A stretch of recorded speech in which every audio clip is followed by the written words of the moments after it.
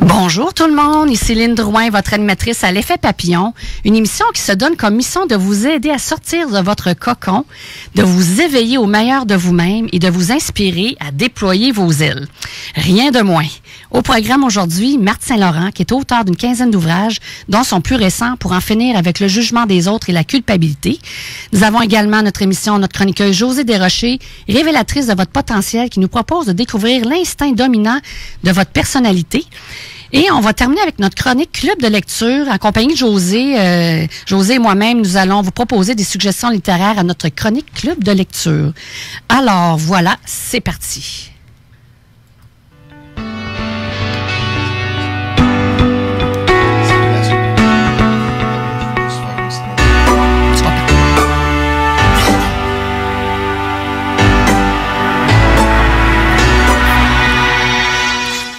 Je suis là. Oui, bonjour. Bonjour Lynn, désolé d'interrompre. Oui, comme vas-y. ça, je voulais juste dire aux auditeurs d'éviter l'autoroute 20 direction ouest. OK. Pour ceux qui arrivent de l'ouest vers l'est, donc vers les ponts aussi, essayez d'éviter l'autoroute 20. Il y a eu un accident et là, c'est pas possible comme bordel, c'est arrêté à bien des endroits. Alors la 132 est l'option, mesdames, messieurs. Le pont de Québec, ça circule bien.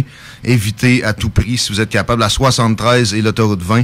Pour aller vers les ponts, que ce soit de l'ouest ou de l'est. Parfait. Alors, ceci étant dit, je vous laisse à votre... C'est beau, merci Guillaume. Mais écoutez, on va donner la possibilité aux gens de pouvoir avoir du bon temps en auto, malgré la circulation qui est difficile. Donc, on vous souhaite la bienvenue tout le monde. On va avoir beaucoup de plaisir ensemble parce que juste avant la petite pause musicale, je vous disais qu'on avait comme invité Marthe Saint-Laurent. Bienvenue. Merci beaucoup, Lynne, pour l'invitation. Ben oui. Je suis tellement heureuse. Oui, oui, vraiment. C'est la première fois qu'on se rencontre. C'est la première fois que tu viens à l'émission. Et je pense que les auditeurs vont être choyés ce matin dans leur automobile. Ils verront plus le temps passer. Parce qu'on va tellement avoir de plaisir, puis tu sais, on va suivre, je dirais, notre élan primordial qui est de jaser, de se partager. Puis comme je dis toujours à mes invités, quand on vient ici, c'est un peu comme si on allait prendre un café, à une table à café, puis on jase. Puis on jase de nos vies, puis de notre parcours, puis qu'est-ce qui nous allume, puis qu'est-ce qu'on fait, puis dans le but d'inspirer les gens. Donc voilà, bienvenue. Merci beaucoup. Vraiment, je suis très contente parce que toi, tu viens de Montréal, hein, c'est ça? Oui. Fait qu'on est très choyés que tu sois là. Et, plaisir partagé. Allô, Josée? Allô, Lynne? Deuxième fois cette saison aussi. Et oui. Oui, puis là, on va comment ça va? Toi, tu vas nous parler des instincts dominants, hein, c'est ça? Ben oui, Lynne, tu connais ma passion sur les profils de personnalité. Oui. Donc, je trouvais important d'en parler aujourd'hui. Oui. Fait que en première partie, on va être avec Marthe. Et en deuxième partie, on va être avec toi, Josée. Parfait. Tu vas parler des profils, puis on va parler des livres qui nous ont passionnés, puis qu'on veut partager aux gens. Donc, nous autres, Marthe, je sais pas si t'es comme nous, moi puis Josée, quand on se voit, la première chose qu'on fait après s'être dit bonjour presque, on se dépêche à se piger des cartes. Je sais pas si tu connais ça, t'as des amis comme ça. Quand on se voit, on a envie de partager, se piger une carte pour l'espèce de instant du jour, l'émotion, qu'est-ce qu'on a parlé. Puis là, je me disais, écoute, t'es vraiment prolifique au niveau des cartes oracles, des cartes d'inspiration. Moi, j'aime mieux dire cartes d'inspiration. Oui. Oui, hein? Oui. Pour tes jeux, t'as publié récemment Pour trouver l'amour de sa vie, que je trouve extraordinaire parce qu'il y a vraiment des images et des images de couples d'animaux. Donc, c'est pour trouver son partenaire de vie. Mais même si on fait pas ça, c'est un jeu qui parle d'amour, là, tu sais, l'amour de soi. Oui. Moi, c'est comme ça que je t'ai connue, Marthe. C'est grâce à ce jeu-là. Ben oui, t'as attiré mon attention avec ça. Puis je suis tellement contente parce qu'après, j'ai pu découvrir d'autres aspects de toi. Le livre qu'on va parler tantôt. Mais pour trouver l'amour de sa vie, je l'ai recommandé à l'émission, c'est la dernière saison. Oui, je l'ai recommandé comme jeu parce que je le trouve extraordinaire. Il est très beau, très, très inspirant. Et un deuxième jeu qui s'appelle Pour nourrir des relations harmonieuses. Lui, ce jeu-là, c'est des coquillages, des photos de coquillages de mer. Je l'ai recommandé avant de partir en vacances. Je trouvais tellement que c'était comme relaxant. Ça nous donnait le... Beau. Oui, c'est vrai. Ah oui, c'est vrai qu'il est beau. Fait que grâce à ça, j'ai pu connaître ton livre, qui est le titre, c'est Pour en finir avec le jugement des autres et la culpabilité, retrouver votre liberté intérieure. Oui. C'est notre thème d'aujourd'hui. Comment on va faire pour retrouver notre liberté intérieure? Mais comme j'ai dit au début, je reviens, on a pigé des cartes avant que l'émission commence. Et là, on va inspirer les gens. Fait que toi, comment tu fonctionnes quand tu piges des cartes? Parce que je pense que ton intuition est très élevée parce que tu as sorti des jeux de cartes. Ça doit être parce que ton intuition puis toi, vous devez être bien connectés. Hein? Ah oui, c'est sûr, j'ai beaucoup d'intuition et j'apprends de plus en plus, en fait, à la suivre parce que encore, il y a certaines périodes où je la combats. Je me dis, voyons donc, ça n'a pas d'allure. On fait tout ça, hein? Ben oui, mais on se donne pas, hein. Mais il me semble que je suis moins rébarbative qu'avant, donc je veux dire, je la suis de plus en plus, même si pour moi, ça n'a pas de sens au moment où je ressens une impulsion ou un besoin d'agir ou de dire, je le fais de manière plus spontanée qu'avant. Puis les cartes, ça aide à ça, hein? C'est à se donner de la confiance. Toi, pourquoi tu as fait ces jeux-là? C'est quoi qui t'a animé à les créer? C'est drôle, hein. Très honnêtement, c'est mon éditeur qui me dit, Marthe, on a une idée de jeu de cartes, de coffret de cartes, et puis on a pensé à toi pour coordonner le projet. Ah, alors, c'est fun. J'ai dit bon, ok, donc on en a parlé, et puis en fait c'est moi qui s'occupe qui s'occupe de parce qu'il y en a plusieurs, hein. Il y en a oui, plusieurs il y a plusieurs jeux. coffrets, pour parler avec les défunts. Oui, il est extraordinaire, ce jeu-là aussi également. Oui. Oui. Il y en a un autre aussi qui est sur la charge mentale avec Caroline Lalande, et puis il y en a un autre qui est pour trouver sa vraie nature avec Céline Legault. Et puis là, il y a d'autres coffrets qui s'en viennent. En fait, il y a Daniel Lheureux qui en a fait un qui est extraordinaire, qui est pour vivre en pleine conscience. Et il y en a un autre aussi de Céline Legault qui est pour trouver les trésors en soi. Alors, moi, j'en ai un autre qui s'en vient bientôt. Si tu veux, quoi, je vais revenir en parler. Ben oui. Oh oui, ok, d'accord, je vais le dire. Tu peux le dire? Oui, je peux le dire parce que je pense qu'il va sortir dans 3 semaines. Okay. C'est pour créer son idéal de vie en rapport avec un de mes livres qui s'appelle Mon idéal de vie. Okay. Donc, j'ai fait des cartes pour créer son idéal de vie. OK, ça fait que c'est comme c'est une seconde façon de voir ton livre. Absolument. C'est comme un outil supplémentaire pour aller. Tout à fait, oui. C'est intéressant. Puis tu sais quoi, Lynn, je me suis aperçue que les gens aiment ça de plus en plus faire des cartes parce qu'on a de moins en moins de temps de lire. Ah, c'est vrai. Puis on a beaucoup d'enseignements avec les cartes. Exactement. Puis on a beaucoup je pourrais dire, d'informations précises sur les sentiments qu'on a. Et des fois, on se sent pas nécessairement. Comme tu vois, moi, ce matin. Oui, dis-nous ça. J'ai pigé dans pour nourrir des relations harmonieuses. J'ai pigé la carte « Restez calme ». Ah, ben là. Et puis c'est vrai que ça fait une couple de jours que je bois du café, puis je suis pas mal sénère. J'ai dit à mon chum, justement, ce matin, mon beau Bruno, j'ai dit, je suis assez sénère, je suis comme agressive. Mais c'est parce que je suis fatiguée. Oui. Je bois du café, puis j'ai trouvé ça tellement... Mais ça me parle, tu sais, j'ai même pas besoin d'aller lire qu'est-ce que c'est. Ça vient de chercher tout de suite le message. Je me dis, bon, mais moi, je sais pourquoi... calme-moi. Oui, puis je sais pourquoi tu l'as pigé ce matin. C'est pour nos auditeurs. Ah oui! De rester calme, peu importe ce qui arrive sur la route. Sur la route. C'est tellement vrai. Oui, la congestion. Oui. Ben oui, restez calme, amusez-vous. Oui, les cartes, c'est ça, on s'amuse, on prend le temps d'écouter de la musique ou des gens qui nous inspirent à jaser. Tu sais, des fois, ça arrive pas pour rien. C'est juste pour se recentrer en nous-mêmes. Là. Moi, ça me fait rire. À chaque fois que je pige une carte, je me dis, ben oui, Marthe. C'est notre cas aussi. Hein. C'est toujours le bon mot, la bonne affaire, ce qu'on a de besoin. C'est fou, de quelle manière ça fonctionne, ces cartes-là. C'est vraiment la force de l'attraction. Hein. On attire ce qu'on a de besoin. On attire ce qu'on a besoin de guérir ou de nous faire prendre conscience. C'est extraordinaire. J'ai un ami qui était venu à la maison, puis il avait pris... celui-ci, pour trouver l'amour de sa vie. Puis, il est au bout de la table, puis nous autres, on jasait. Puis, il tirait ses 3 cartes, parce qu'on peut en tirer 1 ou 3. Hein? Fait que là, il en tire 3, tout ça. Puis, il disait pas un mot. Puis, à un moment donné, il tasse ça, puis il dit, « Marthe, c'est troublant, ce jeu-là. » Oui, il est très bon. Et j'ai trouvé ça formidable. Tu sais, j'ai dit, hey, merci, tu sais, c'est un beau compliment.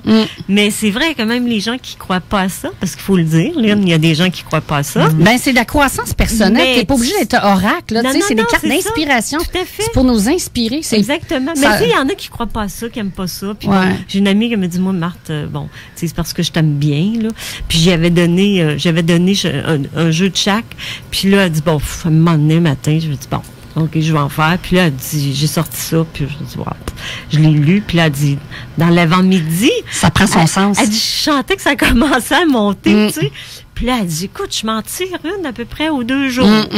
Fait que je trouve ça, tu sais, c'est un beau... c'est ça, on peut en tirer une. Belle reconnaissance. C'est ça pour l'énergie du jour. Absolument. On peut en tirer une pour dire, bon, qu'est-ce que j'ai à apprendre? Tu sais, c'est toujours avec l'intention, hein. On se donne notre intention. C'est quoi j'ai à apprendre aujourd'hui, peu importe. Oui. Puis la carte, elle peut être là pendant des semaines. Elle peut nous faire travailler pendant un mois ou pas. Absolument. Ou c'est juste nous rappeler que c'est important d'être... De cette énergie-là, disons, il faut me rappeler d'être calme, peu importe la situation. Oui, tout à fait. Tout à fait. Et moi, je rajouterais que la vie nous parle quotidiennement, à tous les jours, que ce soit à travers les cartes, les livres, les messages à la radio, un écrit, tu sais, quelque chose qui est écrit sur un gilet. Souvent, je vois ça, je dis, voici ma réponse. C'est comme juste d'être attentif aux messages que la vie nous envoie pour nous guider. Puis les cartes nous aident à être attentifs à ces messages-là. Oui, ça nous, en tout cas, moi, je trouve, c'est le meilleur, pour moi, ça a été la meilleure voie pour développer mon intuition. Mais disons que plutôt me reconnecter à mon intuition, puis lui faire confiance, me faire confiance.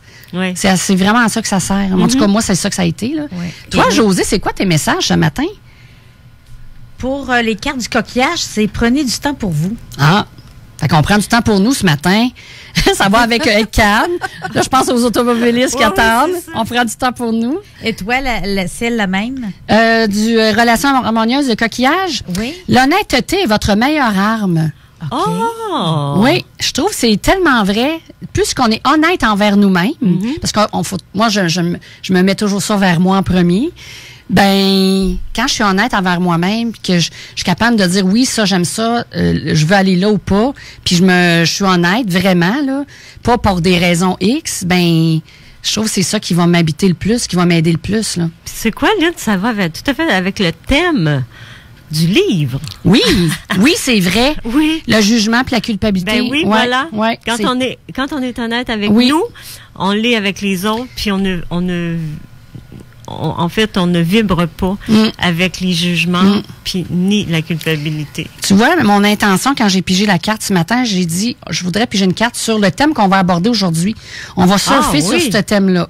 Fait que tu vois, c'est l'honnêteté envers soi-même. Donc, ça va être notre thème d'aujourd'hui. On va se laisser guider là-dessus. Oui, c'est génial, le fun, hein? Oui. Ben, on commence. Ouais. Écoute, on va aller directement. Écoute, pour te présenter aux auditeurs, pour ceux qui ne te connaissent pas, je vais te faire une petite présentation. Marthe Saint-Laurent travaille depuis plus de 30 ans dans le domaine de la presse écrite. Elle a écrit plusieurs ouvrages, donc je vais les nommer. Mon idéal de vie. Deuxième, après le fond du gouffre, la résilience heureuse. Ensuite, choisir la solidarité féminine. Ah, ça me parle. Comment se protéger contre le bitchage et le harcèlement psychologique et sexuel. Wow! C'est tellement dans l'air du temps, hein? Oui. Wow! Et tout récemment, le livre qu'on vient de parler pour en finir avec le jugement des autres et la culpabilité. Comme je disais, j'ai eu le plaisir de te connaître grâce aux cartes, mais j'ai eu le plaisir de découvrir en tant qu'auteur de cet ouvrage-là que je trouve absolument bienveillant. Il est tout à fait pertinent. Puis je le trouve tellement nécessaire dans le monde actuel. Je trouve il arrive là dans un moment charnière. On a besoin d'entendre ces mots-là. C'est un sujet sensible que je trouve vraiment important à aborder. Puis, quand je l'ai lu, je te l'ai dit, je l'ai écrit sur Facebook, je l'ai lu d'une traite parce que c'est quand même un livre qui se lit assez rapidement, assez facilement. Tu sais, c'est facile, il est fluide, t'es presque pas capable de t'arrêter de lire.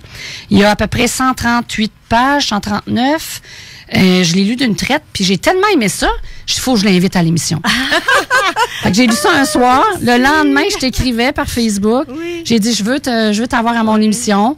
J'ai suivi mon intuition, j'ai suivi mon élan. Tu sais, j'ai dit, ça va tellement aider les gens. Oui. Et voilà, c'est pour ça que tu es là aujourd'hui, parce que le sujet est intéressant. Puis là, je découvre une personne lumineuse, charmante. Tu sais, t'es charmante, Marthe, là. Ben, merci. T'es une belle personne qui est agréable à jaser, à rencontrer. Merci. Fait que bienvenue, je suis vraiment contente. C'est des beaux cadeaux, hein? Ben oui, ben on oui. est encore encore dans l'action de grâce. Oui, oui. Mais la semaine de l'action de grâce. Ben oui, on reçoit des cadeaux, puis je ne suis qu'honnête envers moi-même. La carte le dit, il faut que je sois honnête. Fait qu'il faut que je le dise. Je peux pas garder ça pour moi. Merci beaucoup. Merci, Lynn. Puis là, on va y aller avec juste avant de parler du livre. Moi, j'aimerais ça connaître un peu ton parcours. Tu sais, t'es dans le milieu de l'édition, mais d'où tu viens? Qu'est-ce qui t'a amené dans ce monde-là? Qu'est-ce que tu as fait avant d'en arriver à écrire ce livre-là? Raconte-moi ton histoire. Oh là, est-ce que tu as une couple d'heures? Non, mais... non, je vais faire ça très, très simple. En fait, je suis née sur une ferme et c'est pas banal comme information parce que j'étais dans la campagne profonde, tu sais, avec les animaux et tout. Et je rêvais toujours de faire du théâtre, je rêvais de la ville, et c'est comme si mon environnement, mon univers était trop petit pour toutes les aptitudes, on parlait, les habiletés, et puis j'ai toujours, j'ai grandi avec ça. Et par ennui, mais pendant l'adolescence, j'écrivais mon journal, puis j'écrivais, sans savoir vraiment que c'est là que je m'orienterais, parce que moi, je voulais faire du théâtre. Finalement, mais la vie m'a amenée au journalisme, à l'université en rédaction, dans le domaine des magazines, donc après du livre, et puis après j'ai commencé à écrire. Après le décès de mon mari, je voulais écrire cette histoire-là qui est un magnifique roman qui s'appelle La mort à ma table, qui est chez un autre éditeur. OK. Je l'ai pas nommé. Okay. Non, mais c'est un autre éditeur. Pas sur ton site. J'ai 16 ouvrages. OK, tu as raconté le décès de ton mari, l'histoire. Voilà. Ah ouais? Okay. Oui. Ben, en fait, surtout à partir de moi, comment j'ai traversé cet enfer-là. Okay. Ce qui m'a amené à écrire Après le fond du gouffre, la résilience heureuse, parce que je l'ai vécu, le gouffre. Et puis après, j'écris sur mon premier ouvrage de tout, ça a été sur le bitchage. Et ça m'a fait que ça a été mon premier livre, mais ça m'a fait connaître partout à travers le Québec et même le Canada français. Ah ouais. Je donnais des conférences en entreprise sur le bitchage, et alors de fil en aiguille, puis je me suis spécialisée dans les relations harmonieuses au travail. Alors, c'est comme ça que j'en suis arrivée à m'intéresser, en fait, à l'être humain et à ce qu'il vit dans ce qu'il y a de plus beau, puis dans ce qu'il y a de lumineux, de sombre. Ben oui. On a les deux à deux faces. Oui, là, voilà. Donc, je suis à la recherche, en fait, de ce qui préoccupe l'être humain, parce que j'ai commencé un bac en psycho à l'université. Et les petites boîtes, que si on fait ça, c'est un si. Puis ça me déplaisait. Fait que je me suis dit, tiens, je vais y aller parce que la psychologie m'intéresse, mais par moi-même, autodidacte. Donc, avec des cours ici et là, j'ai quand même une formation en coaching. Et puis après, il y a des gens qui sont venus à moi puis qui ont dit, écoute, toi, tu es éditrice dans une maison d'édition. Tu as écrit, je pense que tu es rendu à 8 ouvrages. Est-ce que tu peux, je voudrais avoir du coaching, tu as ta formation de coach, je voudrais avoir du coaching en écriture. Donc, j'ai commencé à faire du coaching d'écriture. Après, j'ai démarré mes services en édition. Donc, j'offre du coaching d'écriture. J'offre aussi l'édition du livre, mais je suis pas un éditeur dans le sens que j'imprime les livres. Toi, tu fais le travail que l'éditeur te demande. C'est pas toi qui... Non, c'est mes clients qui me demandent. OK. Après, on est en mesure que le manuscrit est beau, on est capable de trouver un éditeur. On s'en parlait avant l'émission, on disait comme l'importance d'avoir un coach d'écriture. Oui. Il y en a beaucoup. Pour l'avoir vécu, avoir écrit un livre, dès que j'ai commencé à travailler avec un coach, ça a changé toute ma perspective. J'ai perdu moins mon temps. Avoir su, je l'aurais fait 3 ans avant. Donc, c'est important d'avoir quelqu'un qui a de l'expérience. Hein. Des fois, on pense qu'on est bon, mais on a plusieurs lacunes. Surtout quand c'est notre premier livre, on ne sait pas les techniques, on ne sait pas qu'est-ce qui... Fait que moi, je trouve tellement important d'en parler, de pas hésiter à aller voir un coach d'écriture. Il a déjà fait chemin avant nous. Il va tout nous montrer les ficelles. Encore là, Lynn, il faut être prudent parce que c'est pas parce que quelqu'un écrit un livre ou 2 ou 3 qu'il est nécessairement un bon coach. OK. Qu'est-ce qu'un bon coach? Qu'est-ce qu'un bon coach, alors? Un bon coach, pour moi, c'est quelqu'un qui... comment je pourrais dire? J'irais jusqu'à dire quelqu'un qui a une formation en coaching. Parce qu'il y a tellement de monde, Lynn, qui s'improvise coach. Ben oui. Puis qui ne le sont pas, puis qui sont pas aptes et qui, je vais utiliser un verbe, qui maganent les gens beaucoup plus qu'ils les aident. Donc déjà quelqu'un qui a une formation en coaching, c'est pas parce que je prêche pour ma paroisse, puis quelqu'un aussi qui a une crédibilité dans le domaine. Ouais. Alors malheureusement, parce que tout le monde sait écrire, et il y en a plusieurs parmi ces gens-là qui ont de très bonnes aptitudes en rédaction. Mais ça veut pas dire que c'est des bons pédagogues. Crois qu'ils sont capables d'écrire un livre. Ah, OK. Et c'est ça le danger. Tu sais, moi, je me dis, écrire un livre, quand c'est pas ton métier, ça te prend un petit peu d'humilité. Exactement. Et c'est va vrai. chercher de l'aide. Va chercher un accompagnement. Tu sais, c'est comme si, moi, je dis, ouais, la médecine m'intéresse. Tiens, je suis capable d'utiliser ça, moi, un scalpel, mais je vais devenir chirurgienne. Ça se fait pas comme ça. Ça se fait pas comme ça. C'est pas juste parce que tu as quelque chose à dire, parce que je pense que tout le monde a quelque chose à dire. Oui, effectivement. Mais ça te prend quelqu'un, surtout quand tu commences. Pas chaque fois que tu écris un livre, mais pour commencer, si tu as un bon coach, ben tu vas être capable d'écrire n'importe quoi après parce que tu vas savoir comment faire. Oui, il va te donner des outils. Il va t'apprendre à pêcher. Exactement. Tu sais, il va te dire, il faut que tu structures ta pensée. Tu sais, moi, déjà, un coach qui fait pas faire une table des matières à un coaché, pour moi, c'est inacceptable. Tu dois structurer. C'est comme si je te disais, Lynn, OK, construis-toi une maison, laisse faire le plan, c'est pas grave. Inspire-toi. Tu y vas comme tu veux. C'est vrai que ça se fait pas comme ça. Puis, tu sais, des fois, il y a des gens qui m'appellent puis ils me disent, ouais, je suis en train d'écrire un livre. Puis là, je dis, avez-vous fait une table des matières? Puis là, ils me disent non. Je vais la faire. Il y en a même qui me répondent, je vais la faire après. Ben, j'ai dit là, madame, une fois que votre maison va être construite, le plan n'aurait plus besoin. Ah, ben, j'avais pas pensé à ça. Ben, tu sais, tu peux pas improviser. C'est sûr que ta table des matières, une fois qu'elle est faite, tu peux après évoluer. C'est ça. Comme un plan de maison, bon, ben, tu décides que finalement, tu veux plus 3 chambres, t'en veux 2, tu sais. Tu fais sauter le mur, c'est pas grave. Mais au moins, tu sais combien d'étages tu vas avoir, combien de salles de bain, tu sais. Bon, c'est la même chose avec un livre. Tu peux après le modifier, mais au moins, t'as un os pour mettre de la chair après. C'est vrai. Ça prend une structure. Ça prend une structure. Tu peux pas te lancer comme ça parce que tu as de quoi dire. Parce qu'à un moment donné, ça va être redondant, tu vas te répéter, tu vas te perdre, tu vas perdre ton lecteur, tu sais. Tu peux puis pas tu juste seras pas accepté dans une maison d'édition de toute façon, tu sais, c'était pas... Ça, c'est sûr que ça va être plus dur. Parce qu'ils sont très exigeants, là. Oui. Le livre, il faut qu'il soit presque déjà parfait. Il y en a parfait. de plus en plus, hein. Il y a de plus en plus de livres. Donc, c'est sûr que les éditeurs ont de plus en plus le choix. Donc, plus ton livre est beau, plus ton livre est structuré puis est bien fait, ben plus facile ça va être de trouver un éditeur, effectivement. Mais là, on s'éloigne du jugement des autres puis de la culpabilité. Ben, en fait, il y a toujours une raison pour tout.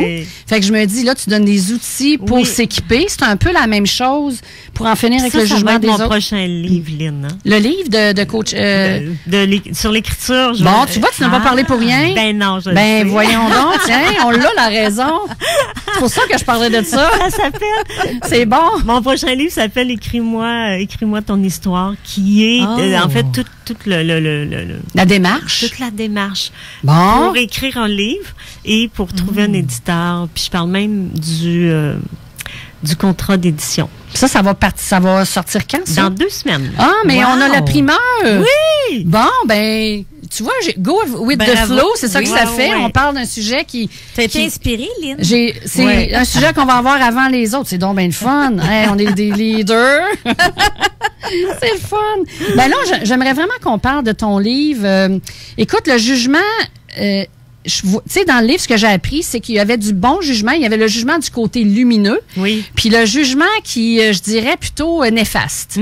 Comment pourrais-tu nous expliquer quand est-ce que le jugement il est bon? Puis quand est-ce qu'il est pas bon? Comment qu'on peut différencier les deux? Le jugement qui est bon, c'est le jugement qu'on peut qualifier aussi de comment je pourrais dire, d'analyse, d'observation. Tu sais, des fois, on dit, j'ai jugé bon d'y dire. Oui. J'ai jugé bon de faire, bon. Tu vois, ça, c'est une façon que de dire, je juge est-ce que c'est favorable? Est-ce que le moment est opportun de dire quelque chose à quelqu'un? Exemple, tu veux faire une demande d'une augmentation de salaire, puis tu as décidé que c'était aujourd'hui, puis là, tu vois ton patron arriver, il n'a pas l'air de bonne humeur, tu vas juger bon de te taire puis d'attendre. Oui, c'est ça. Alors ça, c'est pour moi... Il est nécessaire. Il est nécessaire, c'est ce que puis tu disais, il est bon. Il est très sain. Juger bon aussi, c'est qu'est-ce qui est bien, qu'est-ce qui est mal, hein?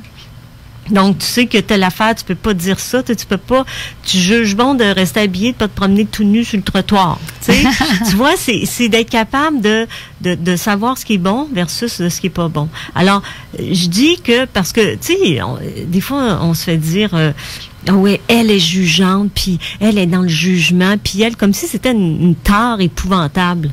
Je veux dire, du jugement, il en je suis faut. Désolée, mais il en faut. Il en faut, puis tu l'expliques pour les enfants. Exactement. Il faut leur enseigner le jugement.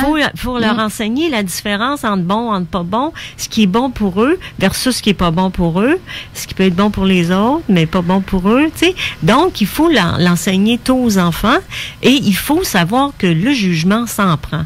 Donc, arrêtons de dire, ouais, l'autre est juge. Ouais. Bon, du jugement, il en faut, de toute façon, il en faut un tantinet. C'est ça. Bon, si on veut pas crever, tu sais. C'est ça. Je pense que c'est ça, là. À un moment donné, l'instinct de survie, il faut que tu regardes de juger ce qui est faisable de ce qui ne l'est pas. Puis quand est-ce qu'on dépasse cette limite-là?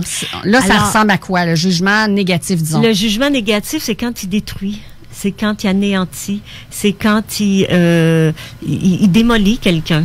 Alors, juger quelqu'un, c'est de lui dire, tu fais toujours ça, t'es toujours de même, ça fait dur, c'est d'attaquer en fait la personne, de dire, l'attaquer dans sa personnalité, dans ce qu'il est, dans sa façon de se vêtir. Ça, c'est du jugement qui est néfaste, ça, c'est du jugement qui est négatif. C'est quand il cherche à écraser.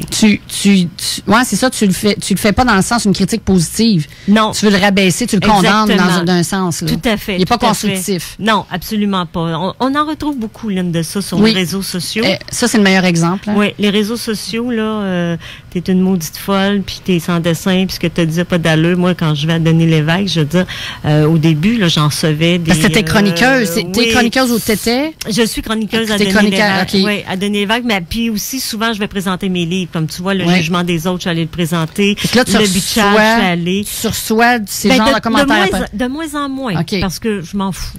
Okay. Je m'en fous, puis probablement que mon attitude est différente. Mais au début, comme je traitais de sujets, tu sais, parler du bitchage, l'histoire Roson, le harcèlement sexuel, je veux dire, je l'ai commenté énormément. Puis, bon, à un moment donné, j'étais arrivée chez nous, j'avais un mail via mon site internet quelqu'un qui me disait que j'étais mal baisée, que j'étais frustrée. Bon, tu vois, avant, je les lisais. Puis je me faisais du mal avec ça. Et là, je ne les lis plus. Donc, c'était la même chose quand j'étais blogueuse pour Montréal, pour je me souviens même plus du nom. Un magazine? Non, c'était sur Internet, okay. Oui. Et puis, mais je prenais des sujets d'actualité puis je les traitais. Ben, tu sais, j'ai traité de Morgan Taylor, tu sais, qui a aidé la cause des femmes en créant l'avortement et tout. Écoute, les commentaires. Le sujet sensible, là. Oui, mais tu sais, puis encore là, tu vois, il y a la manière aussi de le dire. C'est ça, on peut juger. Je suis pas d'accord avec vous. Que pensez-vous de? Avez-vous songé à? C'est différent que t'es rien qu'une maudite folle, tu vois. Et ça, c'est du jugement gratuit. C'est du jugement sévère. Et si on s'attache à ça, ça nous détruit. Écoute, je veux dire, moi, il y a un moment donné, je savais plus quel sujet prendre. Parce que je me disais, mon Dieu, si je prends ça, je vais me faire ramasser là. Si je dis ça, je vais me faire... Tu sais, des fois, ça pouvait me prendre un avant-midi à me trouver un sujet de blog. Que tu voulais pas controverser. Tu sais, que je voulais éviter de recevoir des claques, tu sais. Donc, c'est pas... c'est ça. Puis, tu sais, j'avoue qu'il y a des fois, j'ai voulu abandonner. Puis à un moment donné, puis il y en a même un qui m'a écrit tu devrais arrêter de faire ça si t'as rien que des niaiseries de même à dire, peut-être. Puis Lynn, je me suis dit, bon, ou je continue puis que je me mets mon condom psychologique. J'aime l'image. Oui, c'est ça. Protection. Oui, c'est ça. Ou bien, je continue, mais je me mets un condom psychologique, ou bien, écoute, j'arrête de lire, puis je fais mon affaire, puis c'est ce que j'ai décidé de faire. Puis la journée que j'ai arrêté, c'est parce que j'étais tannée, puis je considérais que j'avais tout dit ce que j'avais à dire. Mais malheureusement, il y a beaucoup de gens qui se bloquent de faire des choses ou qui s'empêchent. Puis moi, ma conclusion a été que ceux qui sont pas critiqués, qui sont pas jugés, mais c'est ceux qui sont assis sur leur divan, qui regardent la TV à journée longue, puis qui font rien. Alors, c'est sûr qu'eux autres... Tu peux pas les critiquer, ils font rien. Tu peux pas les critiquer, ils font rien. C'est ça, tu les vois pas. Mais pour le moins que tu sois un peu public ou que même tu écris des livres ou même juste aller travailler, là, tu peux te faire ramasser par tes collègues de travail. Dans mon livre sur le bitchage, j'ai des anecdotes assez... croustillantes. Assez croustillantes, tu sais. Donc, à un moment donné, il faut s'immuniser. Et il faut pas laisser les autres nous définir. J'aimerais ça qu'on parle de ça après la pause. On va s'en aller en pause. Mais j'aimerais ça qu'on aille un peu plus loin en parlant, quand les gens nous jugent de quoi qu'ils peuvent nous parler, puis comment s'en prémunir, y a-tu des trucs, y a-tu des façons de faire? On va parler de ça tout de suite après la pause, si tu veux bien. Avec plaisir. Parfait. À tantôt, tout le monde. On s'en va à la pause. 96.9 CJMD, la seule station en direct de Lévis. Vous le savez déjà, je vous l'ai dit, le RINA Saint-Romuald vous propose maintenant un nouveau menu. Nouveau.